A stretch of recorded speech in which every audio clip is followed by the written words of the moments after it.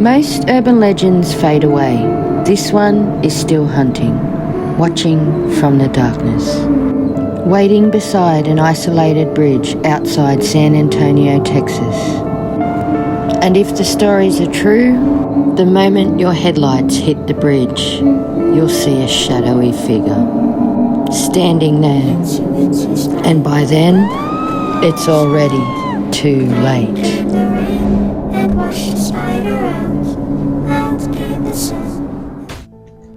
When you think of Texas, what comes to mind? For me, cowboys, cattle, oil, cheerleaders, big-ass pickup trucks that need airport clearance just to change the lanes. Don't forget Friday night football and, most importantly, barbecue. We can't forget about the food because the food there is honestly amazing. I've been to Texas and I love it there. Everything is so much bigger in Texas. You've got the hats, the personalities, even the steaks are bigger in Texas. And apparently the nightmares are too. Hidden on the outskirts of San Antonio, Texas is an old bridge. And the locals have been claiming a terrifying creature is waiting on that bridge for over 100 years. A creature with the body of a woman and a demonic, distorted donkey face. People claim they have heard her screaming from the trees. They've felt her watching from the darkness. Some have even claimed that they have been chased down this bridge with the hoof sounds clicking behind them. Now I know what you're all thinking, Lesley, this is completely ridiculous. Congratulations, you're using your logic. Unfortunately, logic has the habit to change when you are standing at 3 a.m. in the morning in the middle of a bridge on your own that has these tales attached to it. And I have been there myself, so I know the feeling. And look, I get it, it's easy to laugh at an urban legend from your couch, but it's a hell of a lot harder when you are surrounded by darkness and completely alone.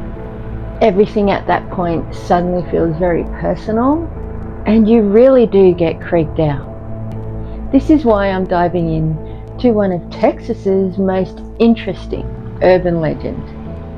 And this mystery is quite enduring. I'm talking about the Donkey Lady. And trust me, this one is going to get wild, weird, and very creepy real fast. I'm Lesley, and welcome to the very first episode of the Mogwaii Files. I'm super excited to share this all with you, my crazy ideas. And in this series, I really want to dive headfirst into the most terrifying cases, encounters, stories that keep me lying awake at 3 a.m. in the morning. We'll uncover the folklore, the eyewitness accounts, and even look into the psychology behind why stories like this never die. Sometimes the scariest thing isn't a monster in the dark. It's really about what your mind can convince you is really there. But if you think that I am going to do this like a normal documentary style spooky tale, that's where you're wrong. You've clearly never met me. And every case is going to come with a twist. Joining me on every journey into the strange is my haunted sidekick. Yeah, equal parts storyteller, commentator, and supernatural troublemaker.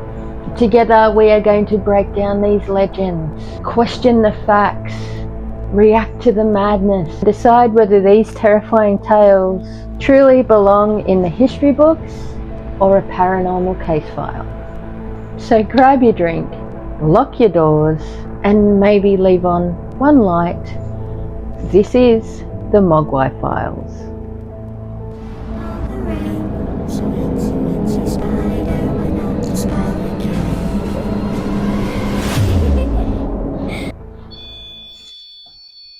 Okay, you've already started. We haven't even begun telling the story. What do you think? Do you think it's real? I don't know. This legend is centered around Old Applewhite Bridge, south side of San Antonio, Texas.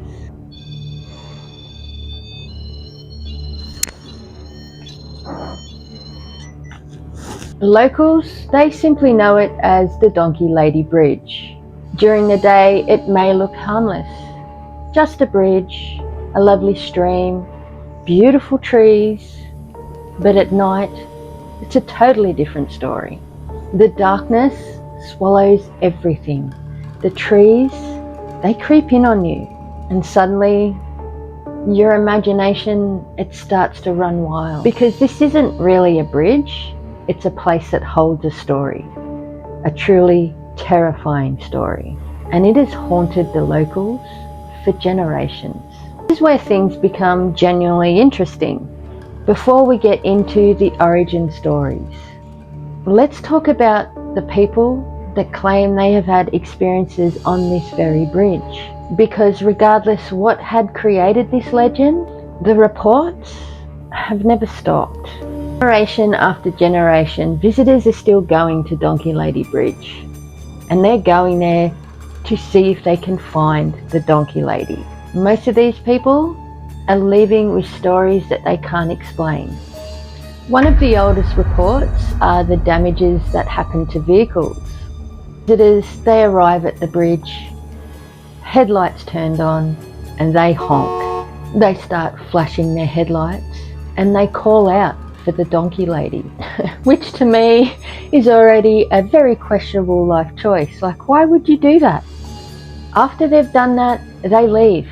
They haul ass out of there. In the morning, they discover scratches, damage to their car. And I'm not talking about a little walk past scratch. I'm talking about deep, elongated scratches along the body of their car. Now, these people insist that the marks weren't there before. Could branches explain it? Abso-friggin-lutely. Could people also fail to not see existing damage on their car? Could quite possibly be true. But the reports, they never stop. And every time someone reports this, it adds more to the story. Nearly every witness also describes screams. Some say they sound human, some say they sound like a distorted animal or an animal in distress. But they all agree on one thing here: it is truly a terrifying experience. Imagine yourself standing by a creek. It's pitch black. You're there on your own with just trees. Then somewhere in the darkness, something screams.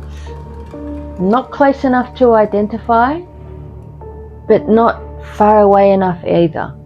Just close enough to make every single hair on your body stand up.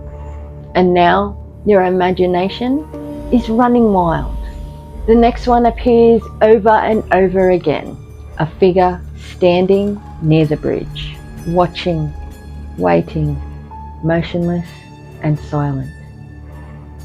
Witnesses describe a woman, a silhouette, a distorted shape. Some claim burns, some claim not so much, but others claim an elongated face. Most of the witnesses describe just seeing a dark shadowy figure, but every single time they have felt watched. And if you've ever had that feeling while you've been alone, you know exactly what I'm talking about. It's a common thing when you're out ghost hunting, is you eerily come to a place and you just feel like something's surrounding you. You're being watched, eyes on you, and it's quite unsettling.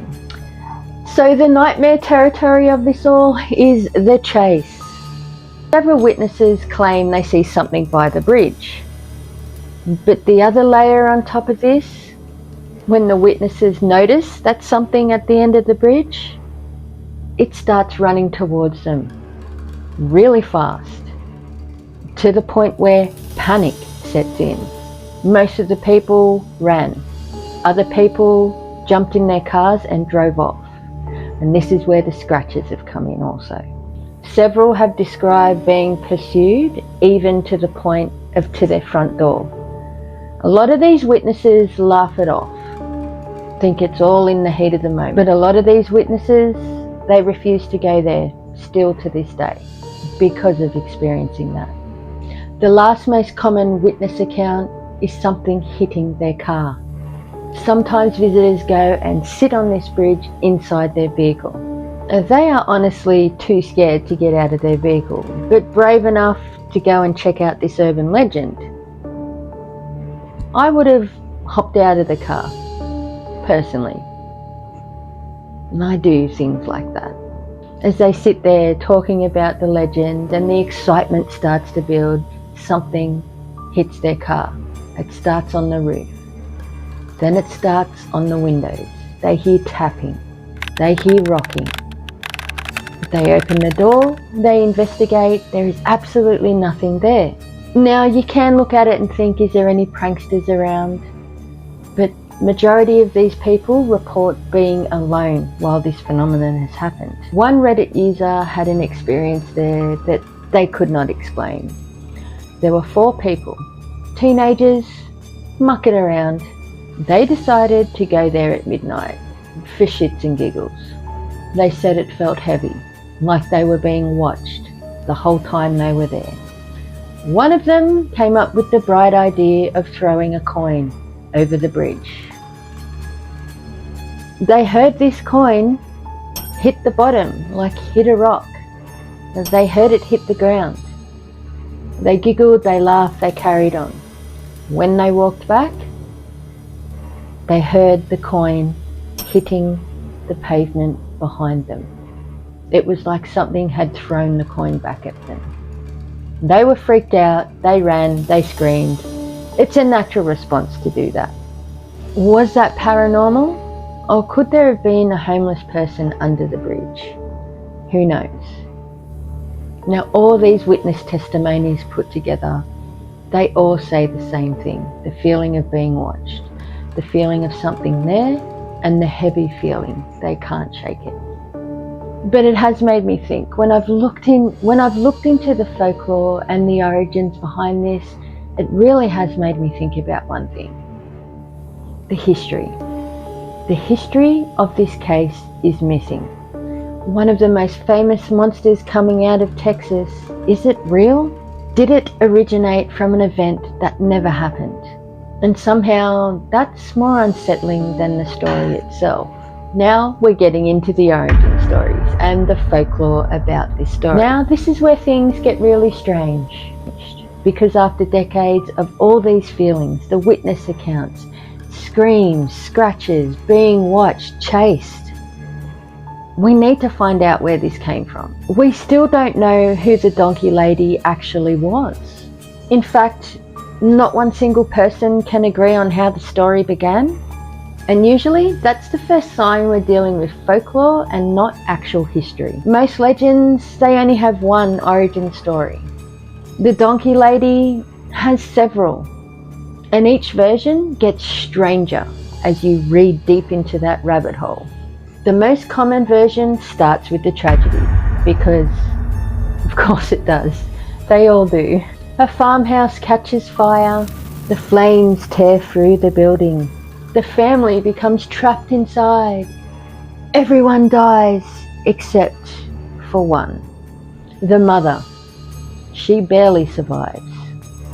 Her body is horrifically burnt. Her skin is melting. Her fingers have allegedly fused together like hooves. That's fucking weird. She becomes twisted, hateful, and wants revenge. Unable to face society, she retreats into the wilderness. And that wilderness is the surrounding bush area of Elm Creek. Then the people start seeing her. At first, she's just simply a woman in the woods. Then, of course, she is something more. A monster, a warning, a legend, a lady with a donkey face. The story is actually horrifying. It's really tragic. And honestly, that's the problem. No one can prove it happened. There are no confirmed newspaper reports. Believe me, I have looked. No verified victims, no evidence, and researchers have searched for this stuff for years. Nothing, zip. There's nothing there. It's like this story just appeared out of thin air. If you thought the first story was strange, this one, whew, yeah. Now, according to this version, a woman had a beloved pet donkey. The donkey was a little bit spicy and bit a child. The neighbours grabbed their pitchforks and became furious. They seized the donkey, dragged it over a bridge and threw it to the river below. Some versions say that the woman was holding onto the donkey and she went over the bridge with the donkey and she died. And they both died together. This is the part that blows my mind. Somehow in the midst of all this, the spirits merged and became one supernatural entity. Now I'm trying to really keep an open mind here, but a ghostly human donkey fusion wasn't exactly on my paranormal bingo card today. Even so, this version still survives. Again, with no evidence, no newspaper clippings, but people still tell it. People still believe it. And just like the fire story, it can't be proved. Okay.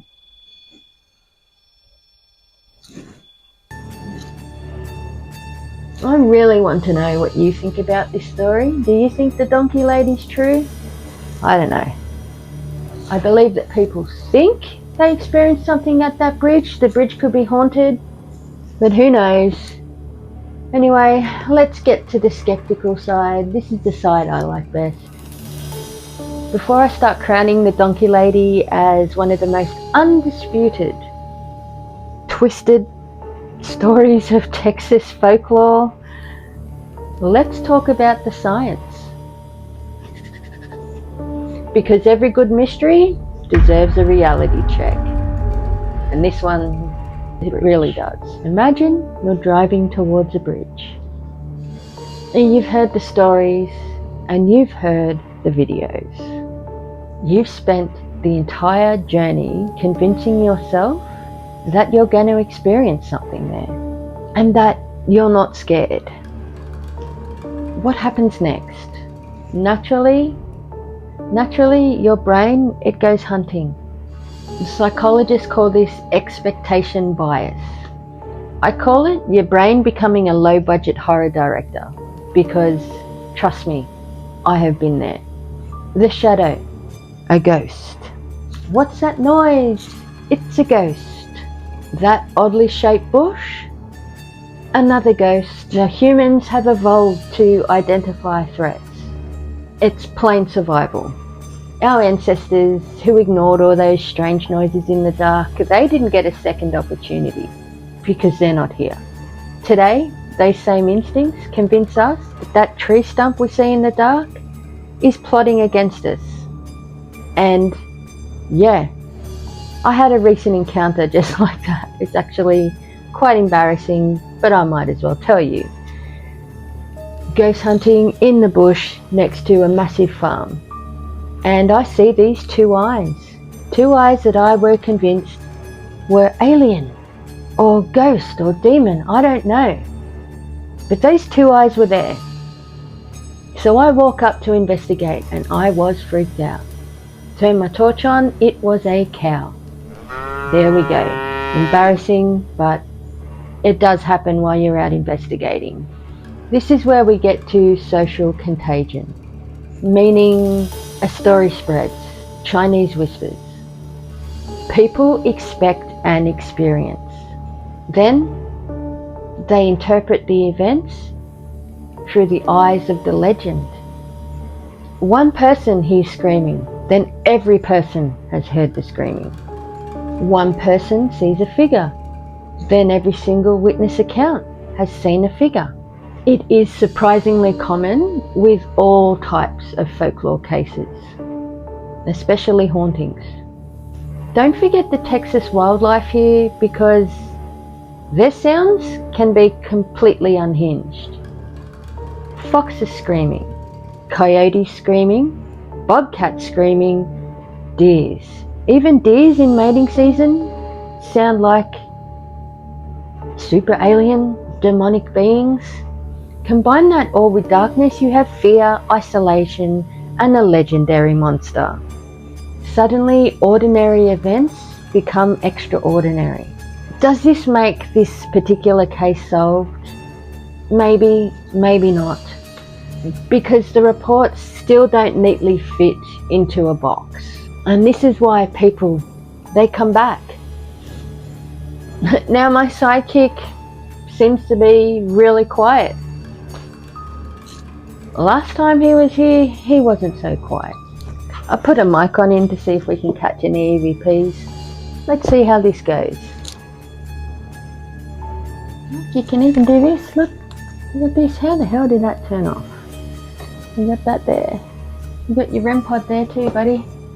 I want to talk about this because after digging through all the witness testimonies, the folklore, watching the videos, and most importantly, the psychology behind all this, I have some serious thoughts.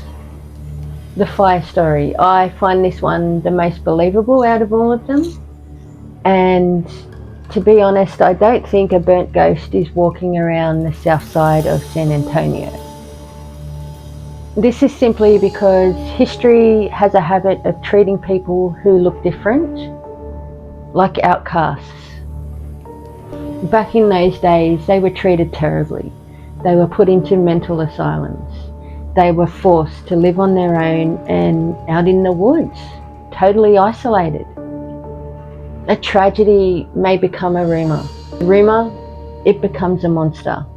And eventually, that monster becomes a folklore. Now that part to me makes 100% sense. The ghost donkey merger story, yeah, that's a little wild for me, because you're asking me to believe that somehow a woman and a donkey merged into a supernatural revenge killing machine. And this is the thing, whether the story is true or not, it doesn't matter anymore, because the legend has become bigger than the origin. People are still visiting the bridge. People are still reporting experiences. People are still convinced something is watching them. And truly that's what fascinates me. Not the monster, the power of the actual story itself. Because somehow the donkey lady has become something bigger than whatever created her. The bridge, the legend, the countless eyewitness accounts. And there is absolutely no verified evidence of any of that happening, proving that the donkey lady exists.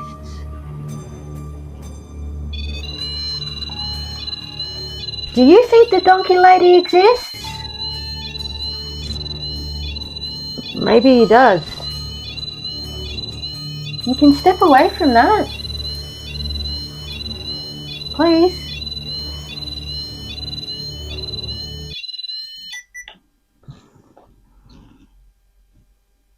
Do you think the story of the donkey lady is true?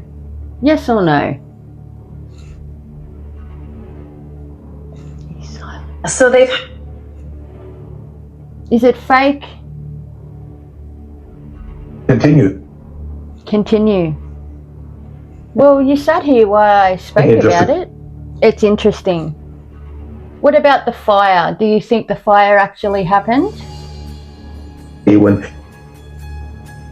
Now, do you think that perhaps that lady was mistreated because she was burnt? No problem. There we go. On the road. Okay, so do you think there's just a spirit on the road? Because I think so. It's really... Yeah, so do I. I don't think there's a half human, half donkey. Okay. Now, fair enough.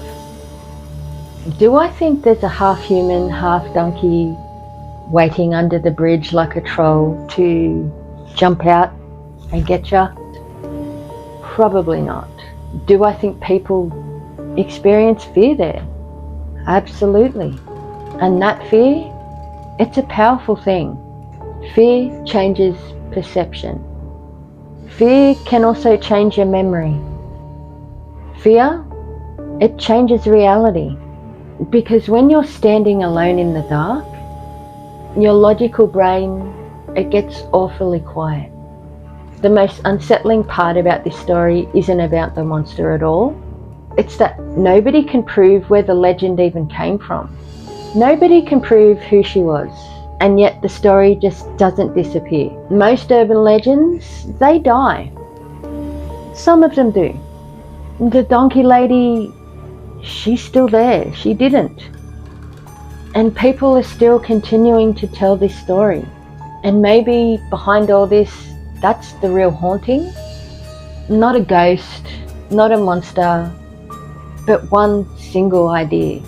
A story so powerful that it became immortal.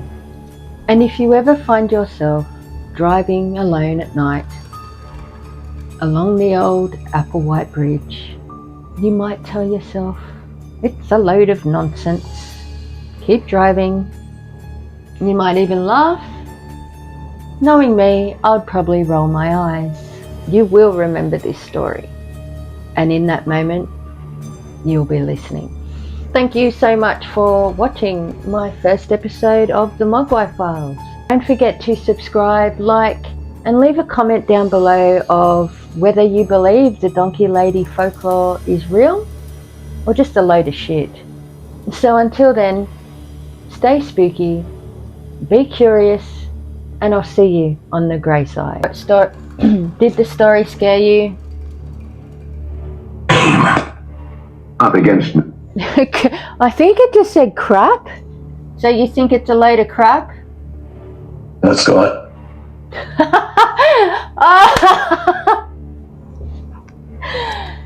So do I.